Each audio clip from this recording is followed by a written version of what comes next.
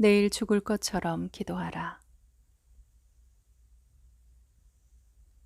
야곱은 아버지 이삭에게 거짓말을 했다. 큰아들 에서입니다. 그리고 아버지로부터 장자의 축복을 받았다.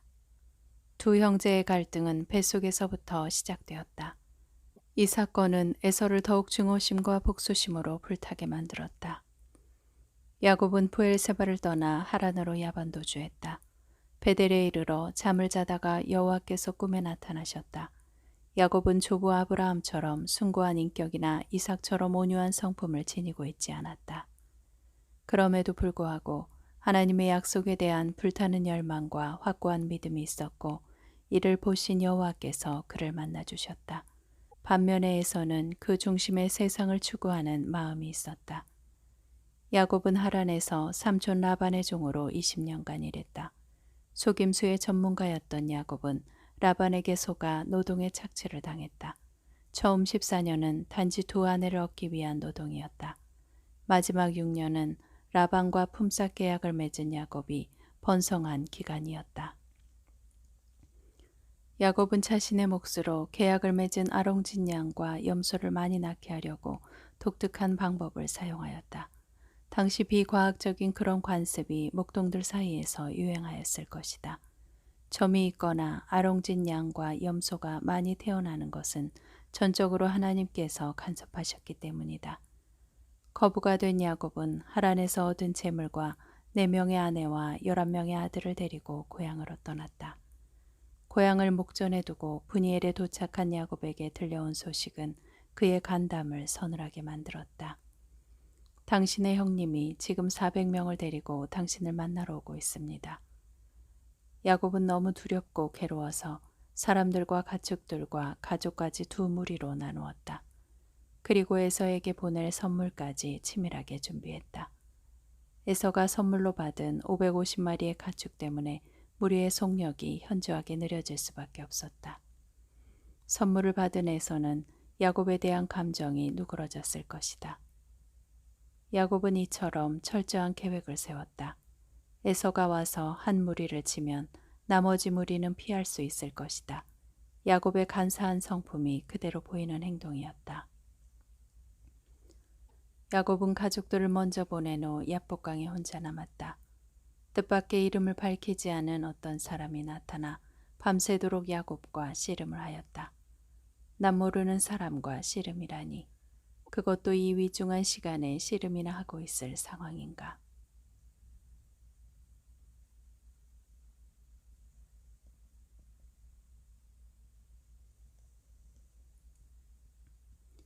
씨름을 했다는 것은 무슨 의미일까? 씨름을 하는 것처럼 온몸과 마음을 쏟아 필사적으로 기도하는 모습을 상징할 것이다. 야곱이 그 사람을 붙들고 동이 틀 때까지 놓아주지 않은 이유가 있다. 저를 축복해 주지 않으시면 보내지 않겠습니다. 내 이름이 무엇이냐? 야곱입니다. 이제 내 이름을 더 이상 야곱이라 부르지 않고 이스라엘이라고 부를 것이다. 야곱은 밤새도록 기도하여 새 이름을 얻게 되었다. 엉덩이 뼈가 어긋날 정도로 격렬한 것이었다. 내일 죽을 것처럼 기도하라. 발 뒤꿈치를 잡다라는 간사한 뜻의 야곱이라는 이름을 버리고 하나님이 다스리신다는 이스라엘 이름을 얻었다. 하나님과 겨루어서 이길 수 있는 유일한 방법과 비결은 오직 기도밖에 없다. 이스라엘이라는 새 이름은 한 국가의 탄생이자 야곱은 국가의 시조가 된 것이다. 야곱은 내가 하나님의 얼굴을 보았다고 고백했다. 야곱은 위급한 순간에 기도함으로 하나님을 만났다. 이름을 밝히지 않았지만 야곱이 하나님이라고 칭한 것을 보면 이분은 성육신 이전에 성자 하나님 그리스도이셨을 것이다. 예수님은 나다나엘과의 대화에서도 야곱의 사닥다리를 언급했었다. 야곱의 삶은 야복강을 기준으로 전환점을 가져왔다.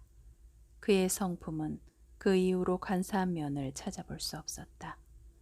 이 일로 비록 야곱은 다리를 저는 사람이 되었지만 그를 한없이 겸손한 사람으로 변화시켰다. 옛 이름과 함께 옛 성품도 쓴 뿌리와 함께 버렸다. 그의 딸 디나가 히윗 사람 세겜에게 성폭행을 당하고 시므온과 레위가 복수로 그들을 죽였을 때도, 장남 르우벤이 아버지 침상을 더럽혔을 때도, 아들들이 요셉을 이집트 상인에게 팔았다는 사실을 알았을 때도 그는 온유함을 유지했다. 그의 남은 인생은 사람들과 씨름하는 일이 없었는데 그의 정체성이 이스라엘로 변화되었기 때문이다. 하나님을 만나는 것은 이렇게 삶의 변화를 가져온다. 온전한 회개 또한 죄를 반복하지 않아야 한다. 죄를 회개한 신자가 나가서 또 죄를 짓는다면 그는 죄사함을 받은 것이 아니다. 지금 언제 무슨 일이 터질지 모르는 남은 시간에 필요한 것은 회개다. 참된 회개란 회개에 합당한 열매를 가져와야 한다. 지금은 회개 시간입니다.